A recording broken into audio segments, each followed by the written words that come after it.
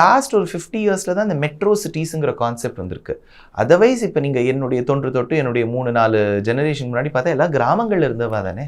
So we are a village based country. Now we have glorified village called a city. அவ்வளோதான்.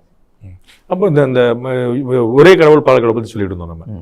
So polymorphic அப்படிங்கிற ஆங்கில வார்த்தையை பயன்படுத்தி ஒரே பகவான், ஒரே இறைவன் பல உருவங்களில் இருக்காருன்னு தான் சொல்கிறோமே ஒழிய பல கடவுள்கள் அப்படின்னு நம்ம இதை ஒரு ஒரு ஒரு பெட்டிக்குள்ள, ஒரு கேட்டகரிக்குள்ள அடக்க முடியாது. பாலிதீஸ்டிக்குங்கிற கான்செப்ட்ல இல்லை. வேதத்துக்கு வியாக்கியானம் பண்ண, வேதாந்தத்துக்கு வியாக்கியானம் பண்ண, பிரம்மசூத்திரங்களுக்கு வியாக்கியானம் பண்ண ஆச்சாரியர்கள்லாம் இது ஒரு இறைவனை, ஏக இறைவனை, ஒரு பரபிரம்மத்தை, ஒரு பரமாத்மாவை பல உருவங்களில் பார்ப்பதுன்னு தான் வழக்கம். அதனால தான் கிருஷ்ணர் சொல்றார், நீ எந்த உருவத்தில் என்னை பார்க்குறியோ அதில் நான் இருப்பேங்கிறார். இதில் சின்ன சின்ன உள்ள லேயர்ஸ் எல்லாம் இருக்குது. அந்த லேயர்ஸ்லாம் ரொம்ப டீப்பாக இருக்கும். பட் ஆனால்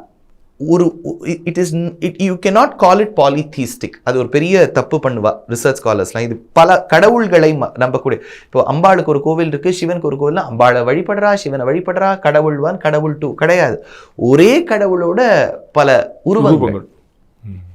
நம்ம எப்படி ஒரே ஒரு நபர் அப்பாவா, தம்பியா, அண்ணனா, சித்தப்பாவா, மாமாவா, அத்தையா, இவர் தான் மாமா, இவர் தான் சித்தப்பா, இவர் தான் அப்பா, இவர் தான் அண்ணன், இவர் தான் தம்பி, ஒரே ஆள் தான். வேற வேற ஆளுக்கு வேற வேற ரிலேஷன்ஷிப்.